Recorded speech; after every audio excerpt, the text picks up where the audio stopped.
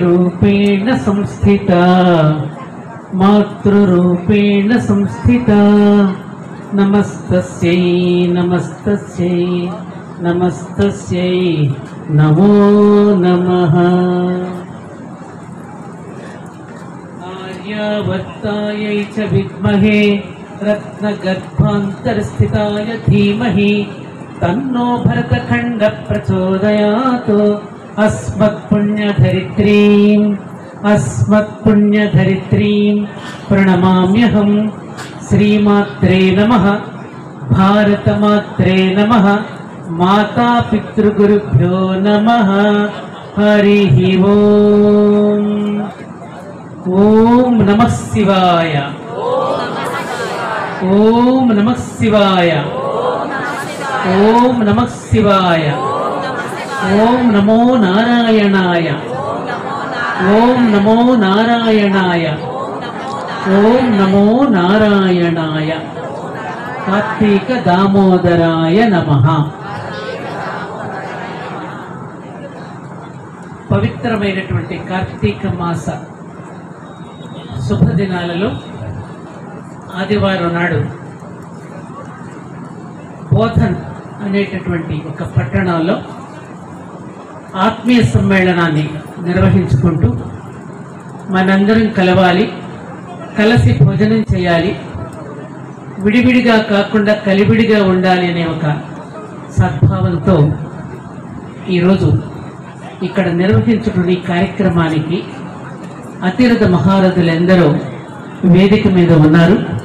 వేదిక మీద ఉన్నటువంటి అన్నయ్యలు, తమ్ముళ్ళు, సోదరీమణులు, అక్కడ కూర్చున్న పెద్ద తల్లి, పెద్దమ్మ, నాకంటే చిన్న వయసులో ఉన్నటువంటి మేనల్లుళ్ళు, మేనకోడళ్ళు, మనవళ్ళు, మనవరాళ్ళు అందరికీ నా శుభాకాంక్షలు, శుభాభినందనలు.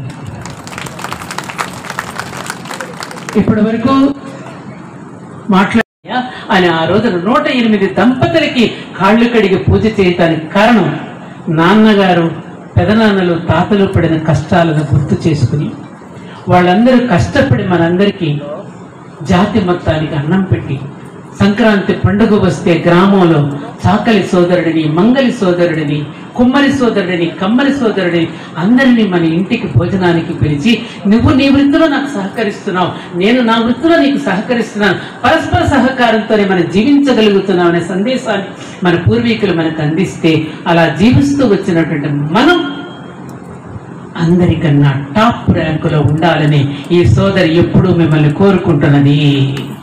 మిగతా అందరికీ కూడా ఆదర్శంగా ఉంటూ అందరినీ అక్కున చేర్చుకుని అందరినీ దగ్గరకు తీసుకుని మనందరం జడి కృపాని గారు ఒక రోజున ట్రైన్లో ప్రయాణం చేస్తూ ఉంటే ఒక ఆయన పక్కన కూర్చొని మీద ఏ కులం అండి అని అడిగాడు. ఒక జ్ఞానిని పట్టుకుని కులాన్ని గురించి అడగకూడదయ్యా, జ్ఞానాన్ని గురించి అడగాలన్నాడు. ఏదో సంకర జాతికి అయి ఉంటుంది అందుకే అలా చెప్పు. అవును, నేను సంకర జాతి వాడినే.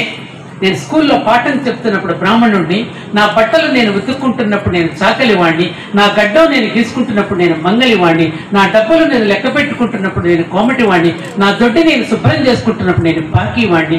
ఏం కావాలి నా కులాన్ని గురించి చెప్పమన్నాడు. అమ్మ బాబోయ్ అనుకున్నాడు. ఇవన్నీ విభాగాలు. ఈ శరీరానికి అంగాలు ఎటువంటివో సమాజంలో ఇవన్నీ విభాగాలు మాత్రమే. ఈ విభాగాలు లేకపోతే మనం నడవలేం, నిలవలేం, మనందరికీ అవసరమే. అందుకే మన పెళ్లిళ్లలో చాకలి వాడితో కబురు చెప్పిస్తే కార్డు అతనికి పంపించి చల్లగా ఉంటుందని చాకలి యొక్క ఆశీస్సులు తీసుకుంటాం. మంగళ సోదరుడిని పిలిచి మన కాలిగోళ్లు తీయించుకుంటాం, అతనికి కూడా ఉపాధి కల్పించడానికి డబ్బులు వేస్తాం. అంతేనా? ఒక కార్పెంటర్తో పెళ్లిపేట చేయించుకుంటాం. కంసాలి సోదరుడి దగ్గరికి వెళ్ళి మాంగళ్యం తెచ్చుకోవడానికి వెళ్ళి ఉల్లెడ పట్టుకుని అతని పట్టు వస్త్రాలు సమర్పించి మాంగళ్యం తెచ్చుకుంటాం. మనం ఎవరు మన ఇంట్లో పెళ్లి జరుగుతున్నప్పుడు ఏ కులవాడు మన ఇంట్లో లేడో మీరు చెప్పండి అమ్మా, అందరూ ఉన్నారు. అలా జీవించినటువంటి జాతి మనది. అలా జీవించమని చెప్పినటువంటి పెద్దలు మన వాళ్ళు. సంకుచిత భావాలతో ఎవరో రెచ్చగొడితే మనం రెచ్చిపోనక్కర్లేదు. మనమే ఇతరులకు గుణపాఠం చెప్పాలి, మనమే ఇతరులకి మనం ఏమిటో తెలియచేయాలి. అటువంటి మేలైనటువంటి జాతిగా మనం చెప్పుకుంటున్నాం. కాబట్టి మామిడి పళ్ళు అన్ని మామిడి పళ్ళే.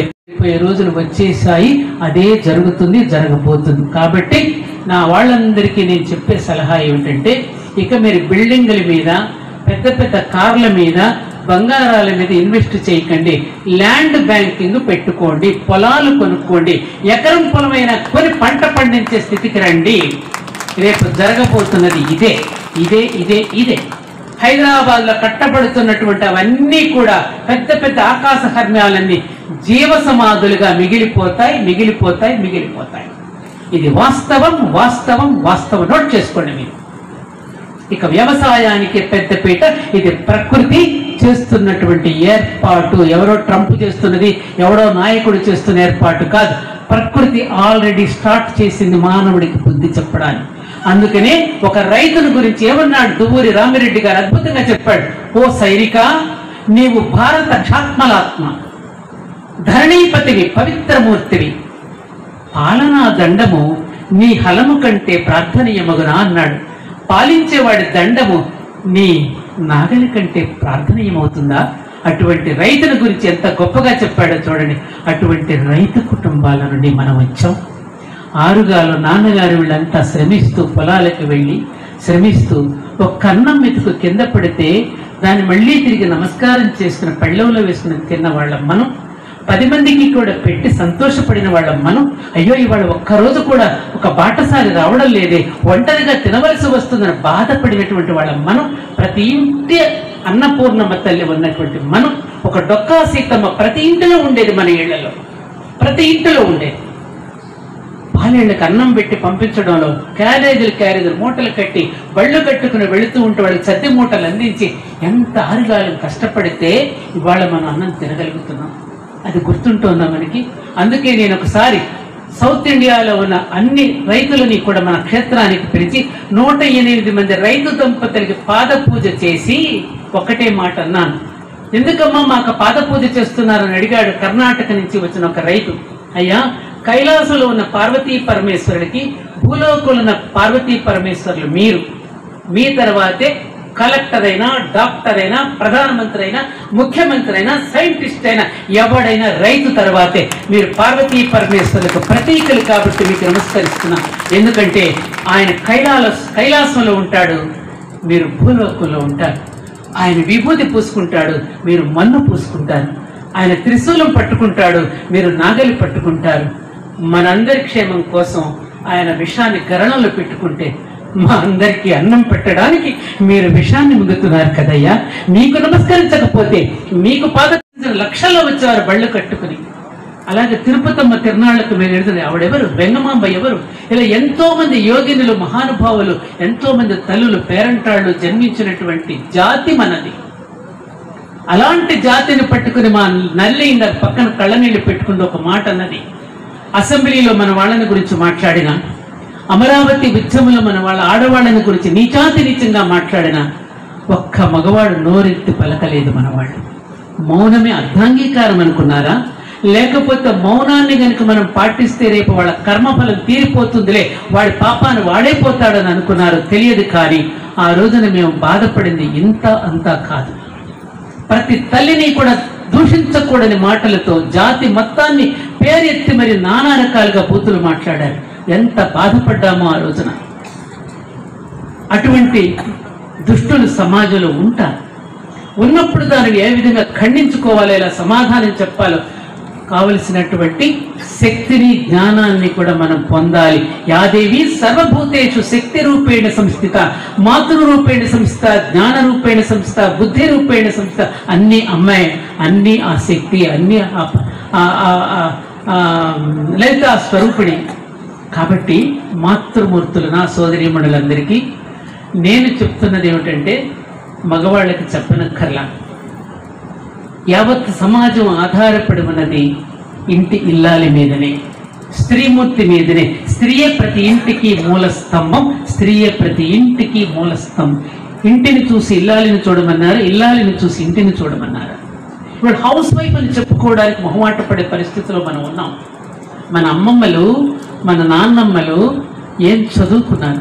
4వ తరగతి చదువుకున్నారు. కొంతమందికి చదువు కూడా లేదు, వేలిముద్ర మాత్రమే ఉండేది. కానీ వాళ్ళు ఒక్కొక్క మాట మాట్లాడుతూ ఉంటే ఎంత అద్భుతంగా చెప్పారు వీళ్ళని మనకి అనిపిస్తుంది.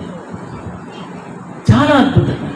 మా నాన్నగారు నన్ను అత్తవారింటికి పంపిస్తూ నా చేతిలో రామాయణ గ్రంథాన్ని పెట్టి, నీకు కష్టం ఉన్నప్పుడు నాకు ఉత్తరం రాయకు, సుఖంగా ఉన్నప్పుడే నీ క్షేమ సమాచారం తెలియచేయి, నీ కష్టం ఉన్నప్పుడు ఇదిగో రామాయణం నీ చేతిలో పెడుతున్నా, ఇందులో నీకు సొల్యూషన్ దొరుకుతుందని నాకు ఇచ్చారు.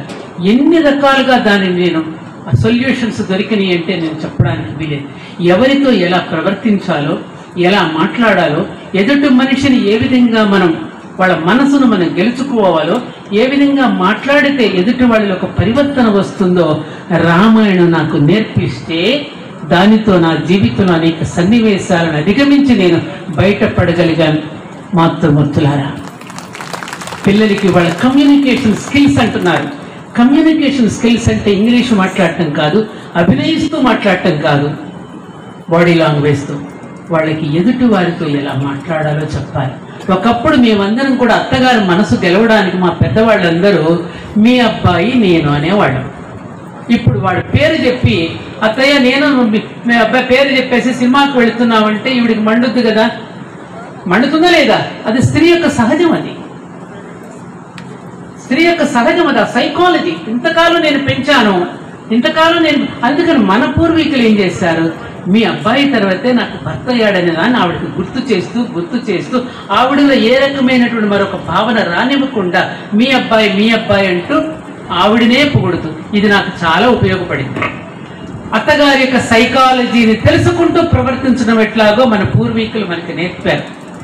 ఇదే సీతమ్మ తల్లికి జడ వేస్తూ ఉంటే సునయన ఏది సీతాదేవికి పెళ్లి కుమార్తె నిర్ణయం అయిన తర్వాత జడ వేస్తుంది, పెళ్లి కూతురు చేస్తూ ఉన్నప్పుడు, అమ్మ ఇప్పటి వరకు నాకు జడ వేయలేదు, కొత్తగా ఎందుకు జడ వేస్తున్నామని అడిగింది సీతమ్మ.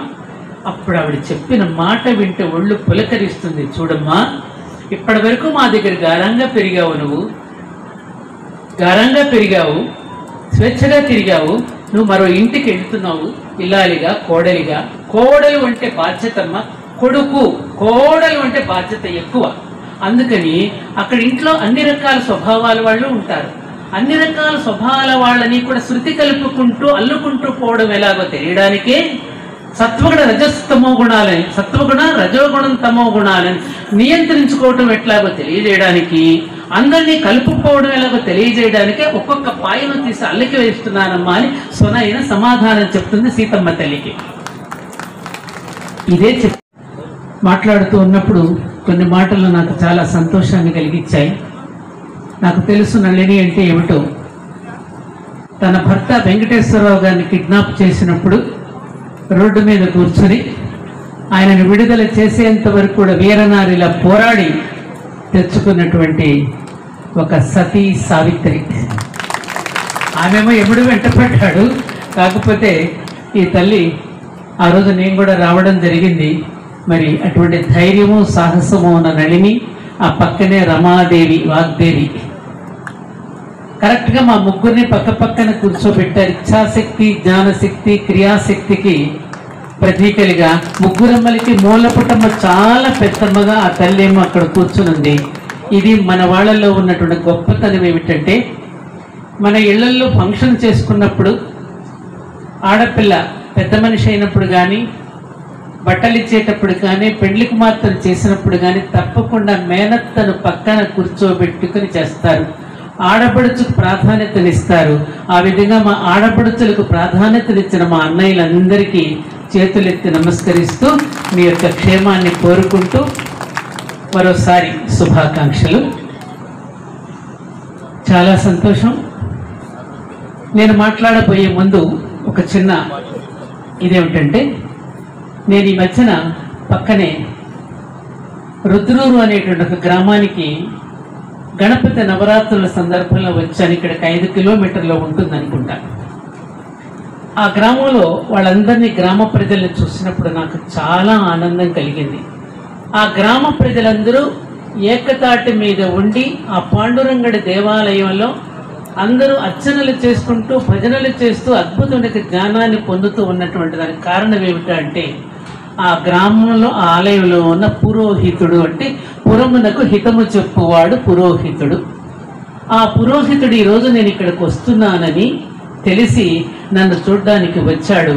అందుకని మనందరికీ ఇక్కడ ఒక బ్రాహ్మణుడిని గౌరవించి స్వయం పాకం ఇచ్చి ఆదరించే సంస్కృతి మన ఇళ్లలో ఉంది. కాబట్టి నేను మాట్లాడే ముందు ఆ రామశర్మ అనే పాండురంగడని వేదిక మీదకి వచ్చి మా శ్రీమన్నారాయణ గారి ద్వారా ఈ సన్మానం అంటే ఈ దీనిని తప్పించు. నిజంగా ఆయన పాండురంగడేనండి. ఎంత అద్భుతంగా గ్రామాన్ని తీర్చిదిద్దుతున్నాడంటే అదండి. మా చిన్నప్పుడు మా పేరయ్య శాస్త్రి గారు గుర్తొచ్చారు నాన్న నేను చూస్తే. ఈరోజు రావడం మా శ్రీమన్నారాయణ గారితో అది ఒకసారి స్వీకరించు.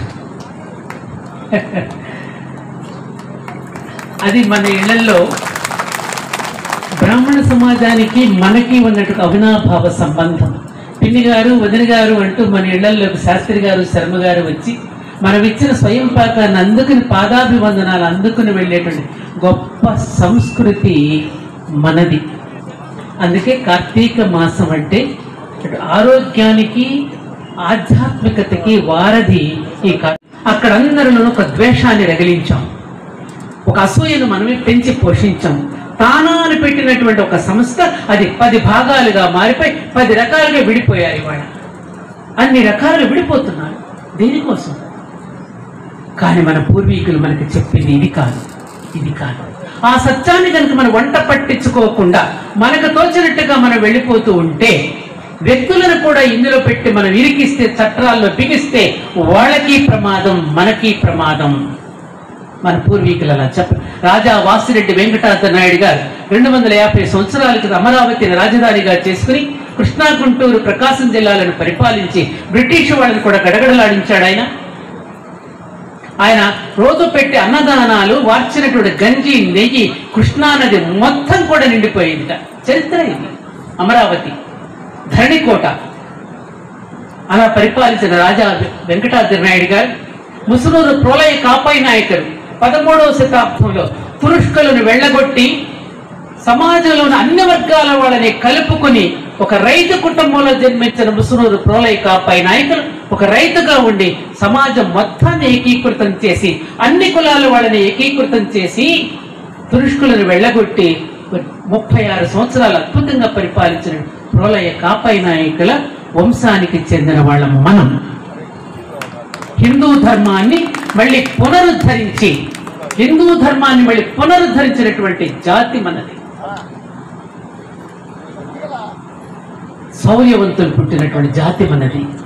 యోగినులు పుట్టిన జాతి మనది. మా బాబాయ్కి నమస్కరిస్తే మా బాబాయ్ తిరిగి నాకు నమస్కరించాడు మన ఊరు వెళ్ళినప్పుడు. అదేంటి బాబాయ్ చిన్నదాన్ని నాకు నమస్కరించడం ఏంటి, ఆయుష్ చేయడం కదా? కాదమ్మా, మీ వంశంలో దేవతలు ఉన్నారు. మన ఇంటి ఆడపడుచుని ఇక్కడ పెంజండ్ర అనే ఊరికి ఇస్తే ఆ అమ్మాయి భర్త చనిపోతే సహగమనం చేసుకోబోతూ చీరను 2 భాగాలుగా చేసి కట్టు చెంగినేమో పుట్టింటికి, పై కొంగునేమో అత్తవారింటికి ఇచ్చింది. ఇప్పటికీ ఆ గ్రామాల్లో పెళ్లి చేసుకోబోతున్న అమ్మాయికి ఆమె వదిలి వెళ్ళినటువంటి పైట చెంగినే మేలి ముసుగుగా వేసి పెళ్లిళ్ళు చేస్తూ ఉంటారమ్మా. అలాంటి వాళ్ళు మన ఇళ్లలో ఉన్నారు. అందుకని మిమ్మల్ని దేవతలుగా భావించి మేము పూజిస్తున్నాం అన్నాడు బాబాయ్. అలా ఎంతో మంది ఉన్నారు మన కుటుంబాల్లో. అలాంటి కుటుంబాలను పట్టుకు అంత నీచాతిరీచంగా మాట్లాడితే ఆ రోజున మా హృదయాలన్నీ ఎంత బాధపడ్డాయో చెప్పడానికి వీల్లేదు. మీ ఆడపడుచులను అవమానిస్తే మీరు మిన్నకుండిపోతారా? సీతమ్మను అవమానపరిస్తే రాముడు ఊరికే ఉండిపోయాడా? అడ్జస్ట్ అయిపోయాడా? అవమానిస్తే ఊరుకున్నాడు, యుద్ధం చేయలా? ద్రౌపదిని అవమానిస్తే యుద్ధం చేయలేదా పాండవులు? అలాగే ఎక్కడైనా అవమానం జరిగితే మిన్నకుండి పొమ్మని ఎప్పుడూ నేను చెప్పను. వాళ్ళకి బుద్ధి చెప్పాల్సిందే, సరి చేసుకోవాల్సిందే. సర్దుకుపోవడం గొప్ప కాదు, సరిదిద్దుకోవడం గొప్ప. నేనేమన్నానండి? సర్దుకుపోవడం గొప్ప కాదు, సరిదిద్దుకోవడం గొప్ప. సర్దుకుపోమని ఏ శాస్త్రము చెప్పలేదు ఎక్కడ. సీతమ్మ వారు కూడా సర్దుకుపోలా, సరిదిద్దుకుంది. నువ్వు అక్కర్లేదు, అడవులకు నువ్వు రానక్కర్లేదు, ముళ్ళు ఉంటాయి, అక్కడ రాళ్ళు ఉంటాయి, పులులు ఉంటాయి, మృగాలు ఉంటాయి, నువ్వు రావద్దంటే ఏమనింది? మీ అమ్మగారునేమో పతికి సేవ చేసుకోమని చెప్తున్నావు, నాకు మాత్రం పతికి సేవ చేసుకోవద్దా? మీ అమ్మకు ఒక న్యాయము, నాకు ఒక న్యాయమా? నేనే వస్తాను నీతో అని వెళ్తే రాముడు నవ్వుతూ తీసుకువెళ్ళాడు. అక్కడ సర్దుకుపోయిందా? మా ఆయన ఉండిపోమన్నాడు కదా, ఉండిపోయిందా? ఆయన సరిదిద్దుకుంది. మీరు అయోధ్యకిచ్చి పెళ్లి చేశాడా? మా నాన్న రాముడికిచ్చి పెళ్లి చేశాడా? అని ఎదురు ప్రశ్న వేసింది సీతమ్మ. అలాగా నేను అడ్జస్ట్ అయిపోమని చెప్పటలా, సరిదిద్దుకోవటం ఎలాగో నేర్పాలి మన పిల్లలకి. కాబట్టి ఆత్మీయ సోదర బంధువులారా, ఈ రోజున అక్కడ పిల్లలకి ట్రస్ట్ పెట్టి విద్యను నేర్పిస్తున్నాం. చాలా సంతోషం. నేర్పాలి, పిల్లలు విద్యావంతులవ్వాలి. కానీ విద్యావంతులతో పాటు వాళ్ళని సంస్కారవంతులుగా కూడా తీర్చిదిద్దినప్పుడే మనం ఖర్చు పెట్టినటువంటి ధనానికి కూడా శోభ చేకూరుతుంది. చాలా చోట్ల మనం స్కాలర్షిప్స్ ఇస్తున్నాం, వాళ్ళకి ఫీజులు కడుతున్నాం. కానీ చదువుకున్న పిల్లవాడు ఫలానా సంఘం వాళ్ళ చేత నేను ఇవాళ పైకి వచ్చాను, వాళ్ళ యొక్క సహకారం చేత చేయూత వల్ల నేను ఇలా చదువుకోగలిగానని చెప్పుకోవడానికి సిగ్గుపడుతున్నాడు, మొహమాట పడుతున్నాడు, చిన్నతనంగా భావిస్తున్నాడు. అతను ఎప్పుడూ కూడా కృతజ్ఞుడై ఉండాలి. ఆ సంస్కారాన్ని కూడా మనం ఇవ్వలేనప్పుడు ఇది అపాత్రదానం అవుతుందనే విషయాన్ని కూడా మీ అందరి దృష్టికి తీసుకువస్తూ, పాత్రలు నెరిగి దానం చేయమని మీ అందరికీ ఒక సోదరిగా ఒక సలహా ఇస్తూ, నాది మరొక సలహా కాదు, ఇది వాస్తవంగా జరగబోతున్నటువంటిది. ఇవాళ ప్రపంచ దేశాలన్నీ మీరు చూస్తున్నారు. మన వాళ్ళు భారతదేశంలో మన వాళ్ళందరూ అన్ని దేశాల్లో ఉన్నారు. ముఖ్యంగా అమెరికా దేశం, కెనడా దేశంలో ఎక్కువ మంది ఉన్నారు. ఇప్పుడు అక్కడి నుంచి వెళ్ళగొట్టేస్తున్నారు మన వాళ్ళని. నేను ఎప్పుడు 15 సంవత్సరాల క్రితం ఈ మాట చెప్పాను. రేపు ఎప్పటికైనా చూడండి, మీరు భారతదేశం నుండి ప్రపంచ దేశాలకు వెళ్ళిన వాళ్ళు తిరిగి మళ్ళీ భారతదేశానికి వచ్చేస్తారు. పల్లెల నుంచి పట్టణాలకు వెళ్ళిన వాళ్ళందరూ మళ్ళీ తిరిగి పట్టణాల్లో నివసిస్తున్న వాళ్ళు మళ్ళీ పల్లెలకు వచ్చేస్తారు. రేపు జరగబోతున్నది ఇదే అని నేను చెప్పాను. ఇది ఆల్రెడీ స్టార్ట్ అయిపోయింది. అక్కడి నుంచి వెళ్ళగొడితే హైదరాబాద్ లాంటి భాగ్యనగరాలకు వస్తే అప్పటికే అక్కడ ఇరుకైపోయింది. భాగ్యనగరంలో ట్రాఫిక్ జామ్ అయిపోయి ఎవరు కూడా తిరిగే పరిస్థితుల్లో లేవు. కాబట్టి హైదరాబాద్లో విసుగు పుట్టిన వాళ్ళందరూ మా తాతగారు సంపాదించిన పొలం ఎక్కడుంది, మా నాన్నకి కార్తీక మాసంలో ఇందాక చాలా బాగా చెప్పారు శ్లోకాలతో. పేరు సుబ్బారావు గారు శ్లోకాలతో సహా ఉటంకిస్తూ చాలా చక్కగా చెప్పారు.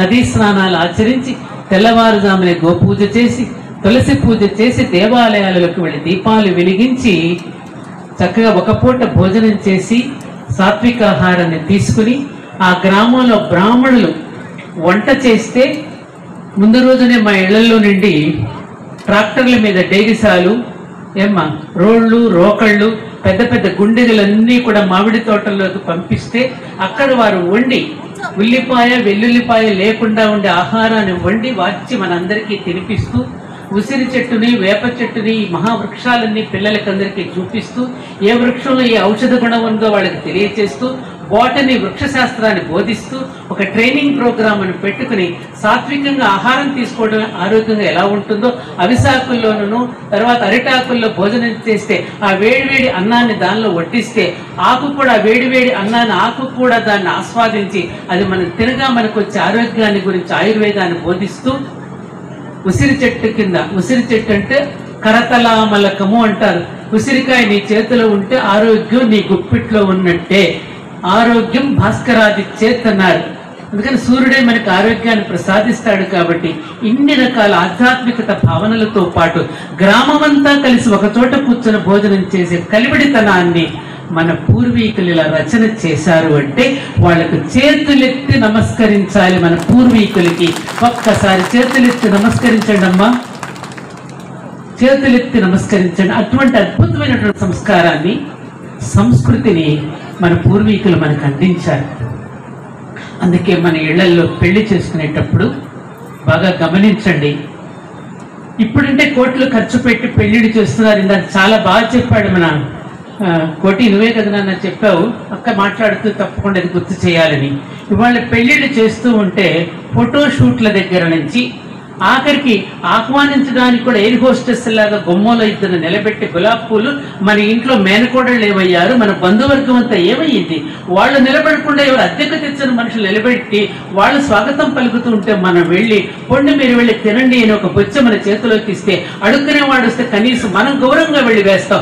మనం వెళ్ళి అడుక్కునేటట్టుగా అక్కడ లైన్లో నిలబడి తినడాలు, ఎన్నో రకాల కూరలు, ఆ కూరల పేర్లు కూడా మనకి గుర్తులేవు, అన్నీ కలిపి ఒక దాంట్లో వేసిన సగం తిని సగం పారేసి అన్నం పరబ్రహ్మ స్వరూపంగా భావించిన మన జాతి ఇవాళ అన్నాన్ని ఎంతగా నిందిస్తున్నామో, అన్నాన్ని ఎంత వృధా చేస్తున్నామో ఆలోచించండి.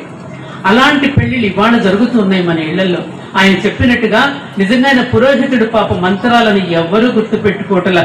మాంగళ్యం తంతునా అనేన మమ జీవన హేతునా అని పెండ్లి కుమారుడు అమ్మాయి మెడలో కడుతూ, నువ్వు నూరేళ్లు నువ్వు జీవించు, నీవు లేకపోతే నాకు అర్థం లేదు, పరమార్థం లేదు, నేనెవడనో గుర్తు పెట్టుకోవాలి అంటే నువ్వు జీవించుకుంటేనే నేనెవడనో తెలిసేది, కాబట్టి నువ్వు జీవించని కడుతుంటే మాంగళ్యం తంతునా అని అంటే తంతు అనేటువంటి పదం గుర్తు పెట్టుకుని భార్యను తంతున్నాడు. తంతునా అని అంటే అర్థం అది కాదు. తంతునా అంటే తననా అని అర్థం తీసుకుంటున్నాడు. మన ఆ రోజుల్లో మన ఇళ్లకు పెట్టింది ఎలా జరిగేవి? ఫలానా శ్రీనివాసరావు గారు అమ్మాయి సత్యవాణి పెళ్లి జరుగుతోందంటే గ్రామంలో అందరికీ తెలిస్తే, మరే వాళ్ళ పాలన్నీ శ్రీనివాసరావు గారి ఇంటికి పంపించండి, పెరుగంతా అక్కడికి పంపించండి, కూరగాయలు పంపించండి, బియ్యం పదండ్రా తాటాకు బళ్ళు కట్టుకెళ్ళి తాటాకులు కట్టి పందిళ్ళు వేసి బంధువులంతా నెల రోజుల ముందు వచ్చే కజ్జికాయల దగ్గర నుంచి సున్నుండల దగ్గర నుంచి అన్ని రకాల వంటకాలు. అలా అయితే మనందరి కాపురాలు కూడా ఎప్పుడూ మంట కలిసిపోయావు. కానీ ఆ రోజుల్లో మాకు పెద్దవాడు ఏదైనా కష్టం వచ్చినప్పుడు చూడమ్మా, అక్కడ తీసిన మొక్కను మరో చోట నాటినప్పుడు ఈ వాతావరణానికి అలవాటు పడటానికి 4-5 రోజులు పడుతుంది. మరి అక్కడి నుంచి పెరిగి ఇక్కడ పెట్టాం కదా, అట్లా ఇక్కడి నుంచి వెళ్ళి ఆ ఇంటికి వెళ్ళిన నీకు ఆ వాతావరణానికి, ఆహార నియమాలకి, అక్కడ ఉన్న అలవాట్లకి నువ్వు అలవాటు పడటానికి కొద్ది రోజులు టైం పడుతుందమ్మా. మేము అలా పడిన వాళ్ళమే, కొంచెం ఓర్పు పట్టు అని మాకు చెప్పేవారు. ఇప్పుడు చెప్తున్నారా? ఏం పర్వాలేదు, హైదరాబాద్లో 3 ఫ్లాట్లు ఉన్నాయి, వాళ్ళంత రెంట్ వస్తుంది, వచ్చేసేయి అని చెప్పడమే తప్ప అమ్మాయిలు కూడా ఏమడుగుతున్నారు, మాకు రోజు షాపింగ్కి 1,00,000 రూపాయలు కావాలి, షాపింగ్కి 1,00,000 రూపాయలు కావాలి, ట్రిప్పులకి 2 లక్షలు కావాలి, నేను ఎంజాయ్ చేయడానికి ఇంత కావాలని అమ్మాయిలు కూడా డిమాండ్ చేసే పరిస్థితికి వచ్చింది వాళ్ళ. కారణం ఏమిటి? ఒకప్పుడు అమ్మాయి గౌరీ పూజ చేస్తూ ఉంటే అబ్బాయి డౌరీ పూజ చేస్తూ ఉండేవాడు. ఇవాళ అది పోయి అమ్మాయే డౌరీ పూజ చేస్తోంది, అబ్బాయి గౌరీ పూజ చేస్తున్నాడు. కారణం ఏమిటొచ్చిన మార్పు? చదువుకోమన్నది ఎందుక? చదువుకోమన్నది వివేకం పెంచుకోవడానికి, విజ్ఞానం పెంచుకోవడానికే కానీ ఎదురు తిరగడానికి కాదు. స్వేచ్ఛ వేరు, స్వాతంత్రం వేరు. స్వేచ్ఛ ఇచ్చాం కదా అని ఇష్టం వచ్చినట్టు జీవించడానికి కాదు. ఈ సృష్టిలో ఏది వద్దని చెప్పలేదు, అన్నింటికి హద్దు ఉండాలని చెప్పింది. అందుకే లక్ష్మణుడు కూడా లక్ష్మణ రేఖ గీశాడు అక్కడ. రాముడు ధర్మమైతే సీతమ్మ సంస్కృతి, రాముడు ధర్మమైతే సీతమ్మ సంస్కృతి. ఆ సంస్కృతి ఎప్పుడైతే దాటిపోతుందో ప్రమాదం ఏర్పడుతుందని కాలం అనే లక్ష్మణుడు గీత గీశాడు. అమ్మాయిది దాటితే నీకు ప్రమాదం వస్తుందని. కానీ ఆ తల్లి లెక్క చేయకుండా ఆ రాముడిని ఏదైనా చేస్తాడని సీతాదేవి పక్కన పెట్టి లక్ష్మణుడు కూడా నిందించకూడని మాట మాట్లాడి వెళ్ళిపోయింది. అప్పుడు మళ్ళీ ఆ ధర్మానికి ఈ సంస్కృతిని కలపడానికి వివేకమనే ఆంజనేయుడు వచ్చి మళ్ళీ ఇద్దరిని కలపవలసి వచ్చింది. అలాగే మన భారతదేశంలో కూడా ఈ దుష్ట సంస్కృతి అనేటటువంటిది పాశ్చాత్య దేశాల నుంచి పట్టుకుని వస్తే, మన సంస్కృతిని వాళ్ళు ఎత్తుకుని వెళ్ళిపోతే, మన భారతీయ సంస్కృతిని 1200 సంవత్సరాలు ఎవరెవరో పరిపాలించి ఎత్తుకుని వెళ్ళిపోతే, మళ్ళీ దాన్ని కలపడానికి మన యువతీ యువకులు వివేకవంతులై, వివేకానందులై, ఆంజనేయులై కలపవలసినటువంటి ఆవశ్యకత ఉన్నది. కాబట్టి సోదర సోదరీమణులారా, మన జాతి ఇంత గొప్పది, అంత గొప్పది అని మనం చెప్పుకుంటున్నాం, నిజమే. మేలైన విత్తనమే ఇది. ఈ మేలైన విత్తనాన్ని దాచుకోవలసిన అవసరం ఉన్నది. ఈ మేలైన విత్తనాలన్నీ కూడా కుళ్ళిపోతే, ఈ విత్తనాలు కనుక నాటితే మళ్ళీ పనికి రాకపోతే పంట ఎక్కడి నుంచి వస్తుంది మనకి? కాబట్టి రాబోయేటటువంటి తరానికి కావలసిన అందించాలి అంటే ఈ విత్తనాన్ని పటిష్టంగా చేసుకుని ఆ విత్తనాలు మరింతగా పెరిగి వృక్షాలుగా అవ్వాలి అంటే నేటి యువతీ యువకుల మీద, మన పిల్లల మీద దృష్టి పెట్టవలసిన అవసరం ఉన్నది. నాకిందా కొంచెం బాధ కలిగింది. మనం ఎందుకని నేను ఇవన్నీ మాట్లాడాను? కార్తీక మాసం, దాని ప్రాశస్త్యం ఇదంతా కరెక్టే. డూ ఇన్ రోమ్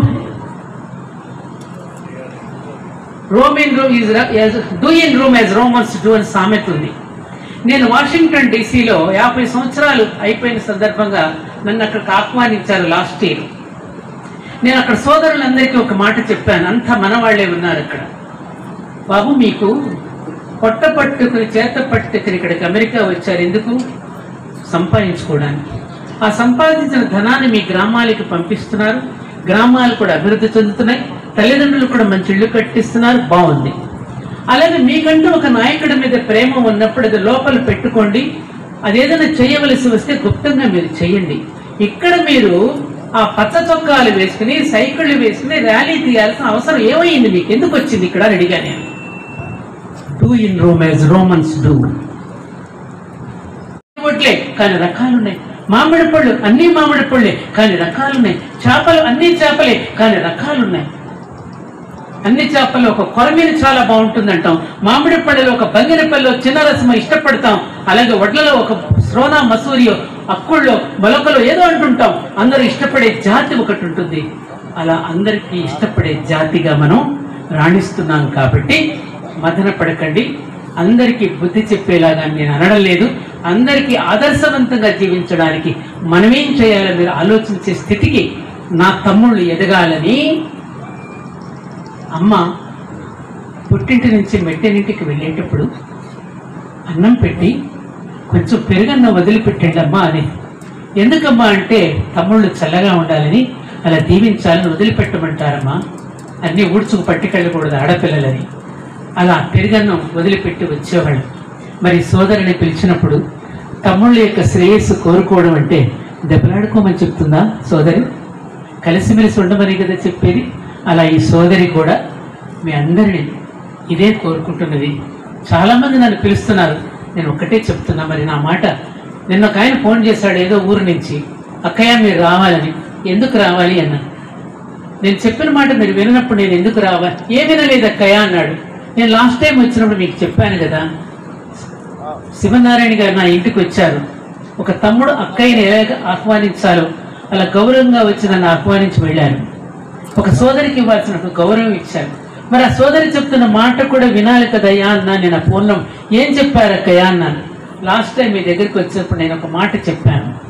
మీరు కొంతమంది ప్రముఖుల యొక్క ఫోటోలు పెట్టి, అలాగే రామారావు గారి ఫోటో కూడా పెట్టి మీరు బ్యానర్లు పెడుతున్నారు. దానివల్ల నష్టం రామారావు గారికి చాలా ఉంటుంది. ఆయన ప్రపంచానికి విశ్వజనీయమైనటువంటి వ్యక్తి. కేవలం ఒక కులానికి సంబంధించిన ఆయన కాదు. అలా మనం పెట్టడం వల్ల ఆయన్ని కిందకి దింపేస్తున్నాం. పైన ఉండవలసిన ఆయన్ని మనం కిందకి దింపేస్తే, మన చట్టంలో బిగించేస్తే. ఒకప్పుడు విజయవాడలో జరిగిన సంఘటన గుర్తుందా మీకు? ఎంతో మంది గొంతులకు కట్టేసి చంపేసినటువంటి సంఘటన. ఎంత విషం పెంచుకున్నారు, ఎంత ద్వేషభావం పెంచుకున్నారు. మనది ద్వేషాన్ని పంచేది కాదు, మనది ప్రేమను పంచే కులం మనది.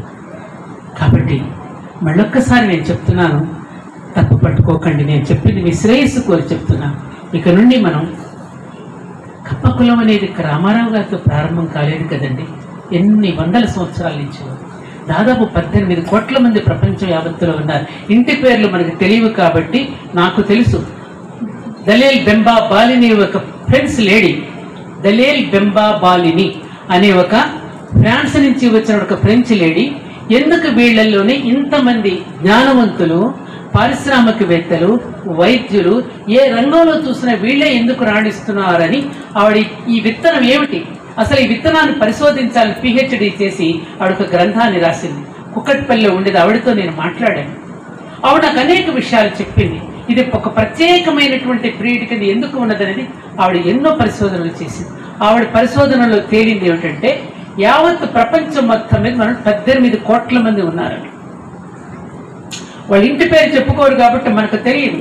ఇవాళ అమెరికాలో ఉన్నటువంటి దేశాల్లో పెద్ద పెద్ద మహానుభావులు, మేధావులు, పెద్ద పెద్ద సర్జన్స్, డాక్టర్స్, సైంటిస్టులు అందరిలోనూ అధిక సంఖ్యలో మన వాళ్ళు ఉన్నారు.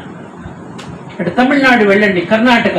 నేను కర్ణాటక వెళ్తే ఏమంటారో తెలుసా వాళ్ళు? అక్కయ్య 5 రూపాయలు చేత పట్టుకుని వెస్ట్ గోదావరి, ఈస్ట్ గోదావరి, కృష్ణా జిల్లా నుంచి వచ్చాం. అప్పుడు మమ్మల్ని వీళ్ళందరూ కూడా చాలా తేలిగ్గా చూశారు మమ్మల్ని. బీడు భూములు, అదిగో అక్కయ్య ఈ తుంగభద్రా నదిని నమ్ముకుని ఆ దూరంగా కనిపిస్తున్న రైస్ మిల్లులన్నీ మనవే, ఆ పొలాలన్నీ మనవే. బీడు భూములను సాగు చేసి పంట పండించి వాళ్ళ స్థితిలో మేము ఉన్నాము అంటే, అప్పుడు నేను చెప్పాను, తమ్ముళ్ళు ఒక్క మాట చెప్తున్నాను గుర్తు చేసుకోండి అని. నేను మాట్లాడుతూనే ఒక మాట అన్న, మొన్ననే వచ్చాడు వెంకట్రావు అని. ఆ రోజున మీరు అన్న మాట అక్కయ్య మా మనసులో నిలిచిపోయి ఇప్పటికీ కన్నడ వాళ్ళు కనిపిస్తే నిండుగా మేము నమస్కారం చేస్తాం. ఎందుకంటే ఆ రోజున ఒక మాట అన్నాం, అమ్మ పెంచలేక పెదతల్లి దగ్గరకో పిన్నతల్లి దగ్గరకో పంపిస్తుంది పిల్లవాడిని పెంచమని, తాను పెంచలేక పెట్టలేక పేదరాలైనటువంటి తల్లి. అలాగే ఆంధ్రప్రదేశ్ అనే తెలుగు రాష్ట్రం పెంచలేక తన బిడ్డల్ని కన్నడ రాష్ట్రానికి పంపిస్తే ఆ పిన్నతల్లి చేరదీసి మీ అందరి ఇంత వాళ్ళని చేసిన కన్నడ తల్లికి నేను నమస్కరిస్తున్నానని మీరు అన్నారే, ఆ మాటకు మేమందరం పడిపోయాం అక్కయ్య. అప్పటి నుంచి మాకు కన్నడ ప్రజలు ఎవరు కనిపించినా వారిని మేము నమస్కరిస్తూ వాళ్ళకి కృతజ్ఞతలు చెప్పుకోవడం మేము ప్రారంభించాము.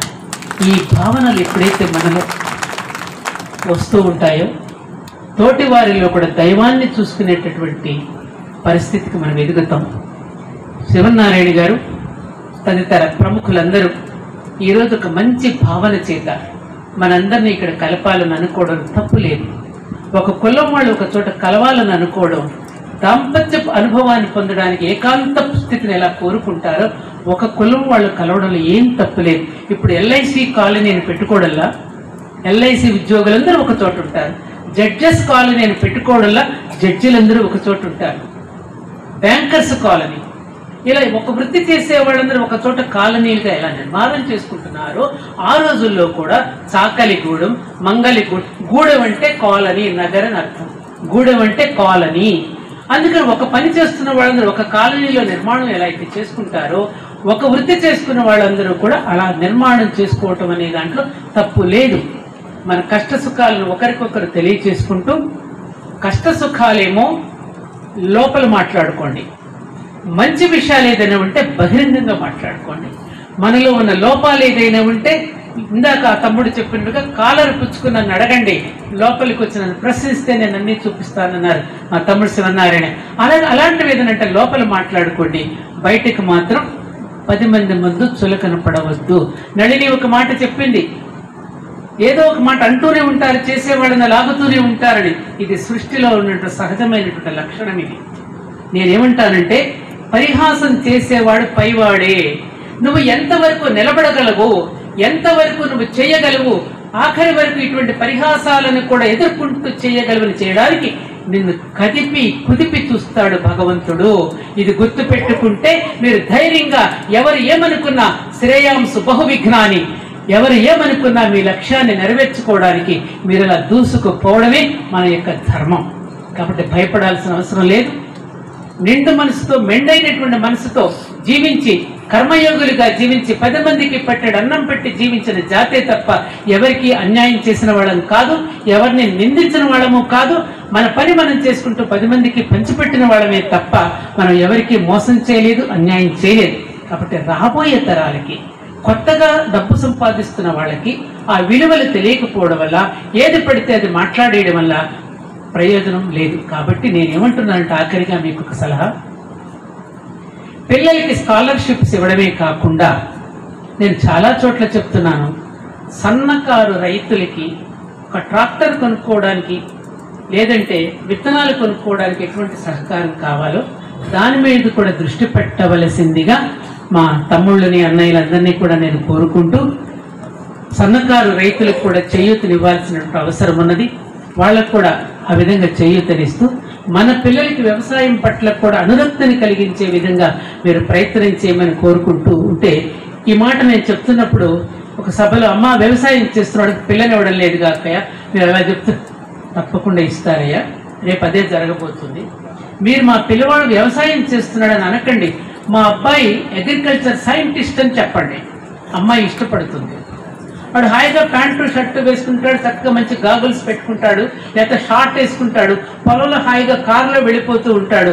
అమ్మాయి కూడా వెళుతున్నప్పుడు ల్యాప్టాప్ చేసుకుని పనిచేస్తూ ఉంటుంది, ఆధునిక వ్యవసాయ పరికరాలు చేస్తూ ఉంటాడు. నేను రాబోయేదే అగ్రికల్చర్ సైంటిస్ట్ అని చెప్పండి, అమ్మాయి కూడా లవ్ చేయడం మొదలు పెడుతుంది. అక్కడే చాలా మంచి ఐడియా చెప్పారు. మన పిల్లలు కూడా చాలా మంది చేయడానికి ప్రయత్నం చేస్తున్నారు. ఎందుకంటే ఆయుర్వేదం మందును ఒకప్పుడు లేఖ్యాలతో ఇస్తే ఎవరు తినల, ఆ లేఖ్యాన్ని ఇప్పుడు ఏం చేస్తున్నారు, ఇంగ్లీష్ క్యాప్సూల్లో వేస్తున్నారు. అలాగే మనం కూడా మన భావాలని ఇంగ్లీష్ క్యాప్సూల్లో వేస్తే తప్పకుండా మింగుతాడు, చచ్చినట్టు మింగుతాడు. ఏమంటారు? మీ అబ్బాయి ఏం చేస్తున్నాడంటే అగ్రికల్చర్ ఇంజనీర్ అండి, అగ్రికల్చర్ సైంటిస్ట్ అని చెప్పండి. హాయిగా పొలంలో కారు వేసుకుని వెళ్తాడు, 10 మంది ఎంప్లాయీస్ తన కింద పెట్టుకుంటాడు. అప్పుడు కూలీలు అనరు, అగ్రికల్చర్ ఎంప్లాయీ అంటాడు. అక్కడ కూలీ అనరు, పేర్లు మారిపోతున్నాయి. హౌస్ మేకర్ అంటున్నారు, హౌస్ వైఫ్ ని తీసి డ్రైవర్ అనడం లేదు, పైలట్ అంటున్నారు. ఇప్పుడు డ్రైవర్ని పదాలు మారుతూ ఉన్న కొద్దీ గౌరవం పెరుగుతూ ఉంటుంది. కాబట్టి మీరు కూడా ఆ గౌరవాన్ని పెంచుతూ చిన్న చిన్న సన్నకారు రైతులకి ఊతమిస్తూ ఎక్కడికి వెళ్ళినా, నేను నేపాల్ వెళ్ళినప్పుడు నన్ను చూసి లండన్ వెళ్ళినప్పుడు, oh you are from Gandhi, you are from Gandhi, you are from NTR, you are from NTR అంటూ మొదలెట్టారు. మన కట్టు బొట్టు ఇదంతా చూసిన తర్వాత మనం ఎక్కడి వాళ్ళమో ఎవరమో గుర్తుపట్టేస్తారు వాళ్ళు. అలాంటి స్థితిలో నా బంధువులు, నా ఆత్మీయులు, నా పుట్టింటి వాళ్ళు ఎదగాలని నిండు మనసుతో కోరుకుంటూ శ్రీమన్నారాయణ గారు తదితర సోదర బృందం అంతా చేస్తున్నటువంటి ఈ కార్యక్రమానికి మీరందరూ చేయూతనిస్తూ, చిన్న చిన్న పొరపాట్లు ఏదైనా ఉంటే మన లోపల మనమే సరిదిద్దుకుంటూ, మీరు ఏదైనా విమర్శించదలసి వస్తే దాన్ని చక్క సూటిగా వాళ్ళకి ఇలా అయితే బాగుండేదేమోనండి, ఇలా చేయడం కంటే ఇలా అయితే ఇంకా బాగుండేదేమోనని ఆలోచించండి. మీరు చెప్పలేకపోతే ఒక పేపర్ మీద రాసి సబ్మిట్ చేస్తూ మీరు ఐకమత్యంతో ముందుకు పోవాలని నిండు మనసుతో మీ ఆడపడుచుగా, మీ ఆత్మీయురాలిగా మీ క్షేమాన్ని కోరుకుంటూ చెప్తున్నానమ్మా.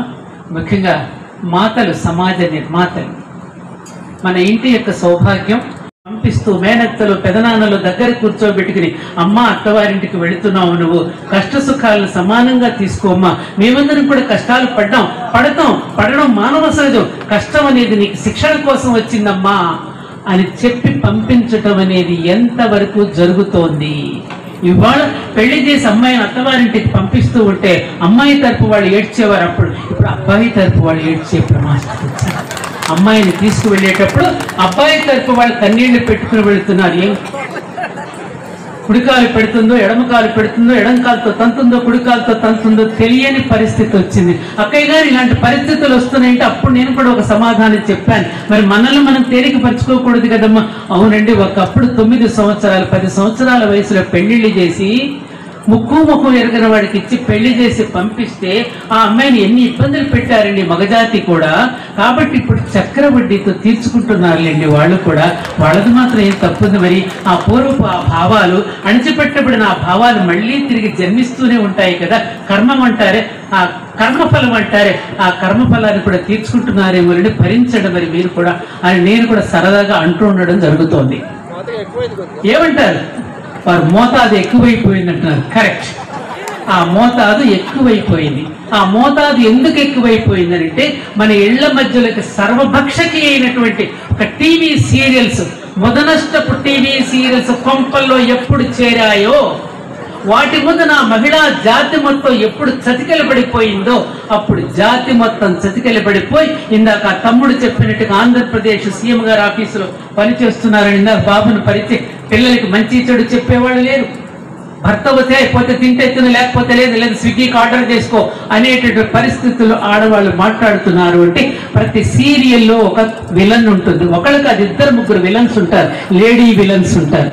ఆ లేడీ విలన్స్ దగ్గర నేర్చుకున్నటువంటి మన తల్లులందరూ కూడా ఆ విధంగా ప్రవర్తిస్తూ ఉంటే అత్తగారింటికి వెళ్ళి ఆడపిల్లకు కానీ, సహజీవనం చేయవలసినటువంటి దంపతులకు కానీ పెళ్లి సందర్భాలు చెప్పవలసిన విషయాలు చెప్పకపోవడం వల్ల కుటుంబాలు విచ్ఛిన్నమైపోయి ఇవాళ భారతీయ దాంపత్య వ్యవస్థతో పాటు కుటుంబ వ్యవస్థ కూడా పీటలు వారిపోతున్నది, విచ్ఛిన్నమైపోతున్నది. ఎప్పుడైతే దాంపత్య జీవితం విచ్ఛిన్నమైపోతుందో కుటుంబ వ్యవస్థ పూర్తిగా నాశనం అయిపోతున్నది కూడా. ఇది మనం గమనించుకోవాలి. మన ఇళ్లలో రే కాసేపు తల వంచుకోరా, అన్నీ అయిపోతాయి. మన పెద్దవాళ్ళు ఉంటే కాసేపు తల వంచుకోరా, ఈ కాసేపే చెప్పుకుంటారు. నువ్వు ఎంత పెందరి వేసావా, ఎంతమందిని పిలిచావో, ఎంత డబ్బు ఖర్చు పెట్టావో, ఎన్ని స్వీట్లు పెట్టావో, ఆ కాసేపేరా, కాసేపు తల వంచుకొని వెనకటి రోజుల్లో మన బాబాయిలు పెదనాన్నలు తాతలు చెప్పేవారు. ఇవాళ తాతలు పెదనాన్నలందరూ వృద్ధాశ్రమాల్లో ఉంటూ ఉంటే మనకి మంచి చెడు చెప్పేవాళ్ళు ఎవరు? ఆ తల్లి ఎంత బాగా చెప్పింది. ఇప్పుడు ఒక్క మాట మీకు వినపడిందా? మతము కులం కంటే కూడా పేదరికం లేనటువంటి సమాజాన్ని నిర్మాణం చేసుకోవాలి మనమని ఆ తల్లి సందేశం ఇచ్చింది ఇందాక. ఆమె అద్భుతమైనటువంటి భావజాలం కలిగినటువంటి తల్లి, కమ్యూనిస్టు భావాలతో పాటు సామాజిక స్పృహ కలిగినటువంటి తల్లి. అలాంటి వాళ్ళు మన వాళ్ళలో ఎంతమంది ఉన్నారో తెలుసా మీకు? ఎంతమంది యోగినులు జన్మించారు మన వాళ్ళలో. పెనుమత్స సీతమ్మ గారు మహాయోగిని, భోషాణంలో కూర్చుని తపస్సు చేసి ఆ తపస్సు చేస్తున్నప్పుడు ఆమెకు కలిగిన అనుభూతులని పేపర్ మీద రాసి బయటికి పేసిస్తూ ఉంటే దానికి ఒక గ్రంథం చేశారండి. ఆ గ్రంథాన్ని చదువుతూ ఉంటే వచ్చే వైబ్రేషన్స్ నేను వర్ణించలేను. ఆమె కోసం ప్రతి శివరాత్రి రోజున ఎక్కడైతే కృష్ణా జిల్లాలో ఉంటుంది. మనం లేకపోతే పురుషుడు మనలేడు. అతడు మనసుతో స్పందిస్తాడు, మన హృదయంతో స్పందిస్తాం. పాపం పురుషుడు మన స్టేటస్ని పెంచడానికి నిరంతరము కష్టపడతాడు. అతను వేసుకునే బట్టలు మహా అయితే ఇవాళ రేటును బట్టి 3,000 కన్నా ఎక్కువ ఉండదు. మనం కట్టుకునే చీరలు, మనం పెట్టుకునే నగలు ఎంత ఖరీదైనవో మీ మీద ధరింపచేసి మిమ్మల్ని చూసి మురిసిపోతూ వాళ్ళ స్టేటస్ని మీ ద్వారా చూపించుకుంటూ వాళ్ళు మురిసిపోతున్నారంటే మరి వాళ్ళు గొప్పవాళ్లే కదమ్మా కదా. అక్క ఏమిటి మరదళ్ళనే పొగిడేసి వెళ్ళింది, తమ్ముళ్ళని ఏమి అనలేదని అనుకోకుండా మీరు వాళ్ళని కూడా చక్కగా ఒక వంశాన్ని వదిలి మీ వంశాన్ని ఉద్ధరించడానికి వచ్చి తమ తల్లిదండ్రులను కూడా వదిలిపెట్టి మీ దగ్గరికి వచ్చినటువంటి వాళ్ళని కూడా మీరు ప్రేమగా చూసుకుంటూ, వంట బాగా చేయలేదనుకోండి మా మరదలు, చేయకపోతే కోప్పడకండి, ఏమనాలో తెలుసా తెలివిగా, ఇవాళ నువ్వు వండినట్టుగా లేదే అన్నారనుకోండి, సంతృప్తి పడుతుంది. అసలు వాళ్ళ చీర కట్టుకుంటే చీరకే అందం వచ్చిందా అనండి, ఊరికే మీ మనసులో అనిపించడానికి పొంగిపోతారు. పాపం వాళ్ళు కోరుకునేది ప్రేమపూర్వకమైన ఒక అభినందన మాత్రమే. కూర బాగా చేస్తే మెచ్చుకోండి, బాగా లేదనుకోండి రేపు ఇంకా బాగా చేస్తావు, ఇవాళ ఏదో కొంచెం మనసు బాగాలేదేమో, ఒంట్లో బాగాలేదేమో, కొంచెం వాళ్ళ ఏంటో రోజులాగా లేదు అలా అనండి తప్ప వాళ్ళని కోప్పడి ఉరిమి చూసి వాళ్ళని మాట్లాడకండి. అలా మాట్లాడారో మళ్ళీ కర్మ సిద్ధాంతం ఉంది, జాగ్రత్త. అర్థమైందా? కాబట్టి ఏమ్మా ఎక్కువ మాట్లాడానా? అందరికీ మరోసారి ప్రేమపూర్వకంగా ధన్యవాదాలు చెప్తూ, ఒక్కరిని అంటే దగ్గర కూర్చుని ఆలింగనం చేసుకోవచ్చు, ఇంతమంది ఉన్నారు కాబట్టి నా మనసుని అంతవరకు పంపించి మీ అందరినీ ఒక్కసారి గట్టిగా ఆలింగనం చేసుకుంటూ మనసుతో సెలవు తీసుకుంటున్నాను. జై హింద్, జై భారత్.